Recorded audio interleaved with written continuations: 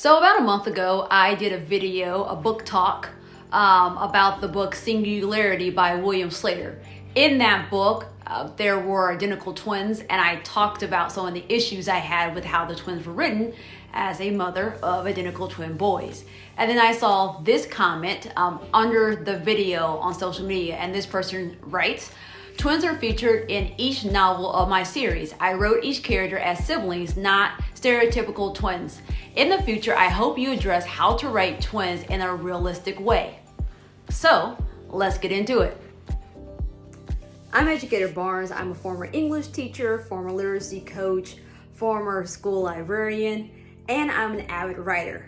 What I don't typically mention on my book talk videos is that I am the co-founder of Brave Brother Books, which is a publishing company that I co-founded with my husband.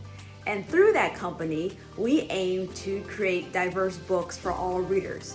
So we want every person to be able to see different stories throughout our books and also be able to see themselves in our stories. One of the books that we published was Ghost Text, which was written by one of my identical twin sons. And I thought the best way to respond to this comment about how twins should be written is to talk about Ghost Text, which is written by an identical twin, which also has identical twins in the story. So before I get into some of the pages I have tabbed, I'm going to read the back matter of the book. Best friends Jarrett, Curtis, and Nick are ready to face the world. But what about the underworld? When a text message from an unknown number hits all of their phones, the boys find themselves faced with a strange figure and a mystery to solve. However, it's Nick who must find the solution or risk losing his life. Will the boys' friendship be enough to save him, or will he spend eternity in the afterlife? This video that I'm doing right now is being filmed in October, so this is like the perfect time to talk about Ghost Text. If you haven't purchased this book, it's available paperback, hardback, and also digital copy. So please get one. But let's get into the text. So there are three main characters. A group of boys who are friends, but two of these friends are identical twins. According to my son, these twins are not exactly based on him and his brother. They are fictional characters. So I just need to state that for the record. So in this book, I want to read some of the excerpts so you can understand how they were written.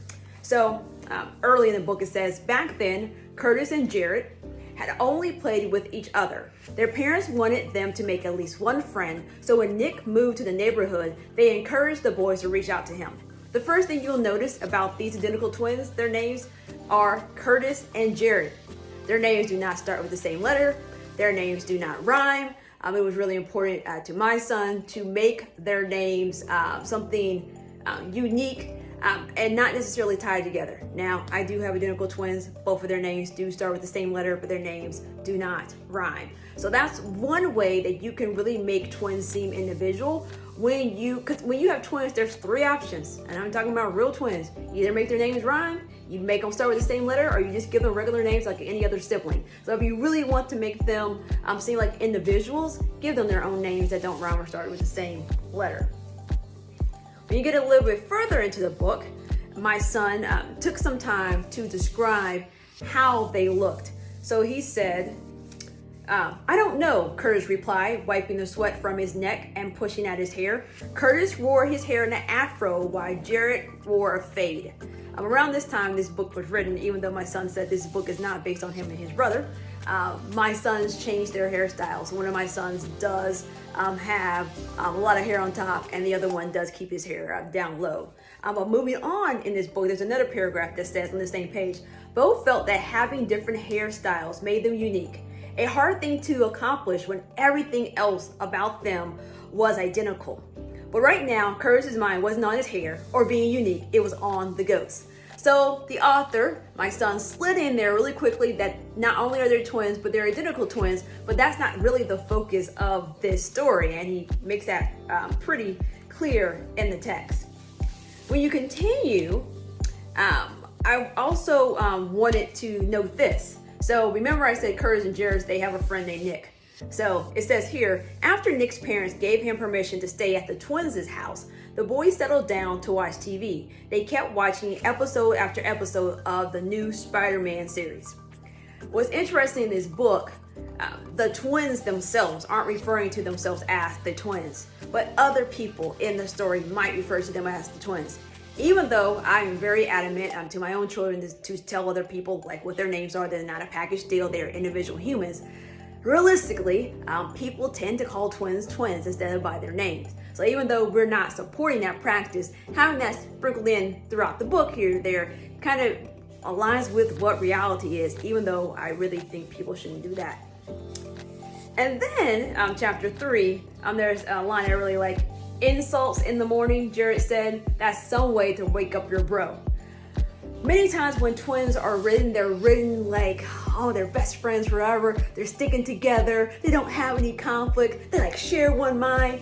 The twins in this book aren't written like that. They're not a unit brain. They have individual thoughts. They have individual appearances. They have unique names, and they have individual paths. So I say to people, when I say to people about my own kids, I was in church one time with my husband and my kids, and there was a little boy sitting in the row in front of us, and he turns around, because it was like a revival, so it was getting long, it was the evening, and he turns around, this little boy, he was probably like 4, and he goes, Grandma, Grandma, Grandma, they have the same face. And it tickled me so much because it was probably this young kid's first time seeing identical twins. And so I say to people, especially if you're writing about identical twins, yes, they may literally have the same face, but that's the only thing that's the same about them. So my advice to you when you're writing twins, forget that they are twins. Just write characters, and then if you want to make them authentically twins, talk to people who are actually twins and ask them about their life and their relationship. Why my son was able to accurately have twins in his book is because he is a twin.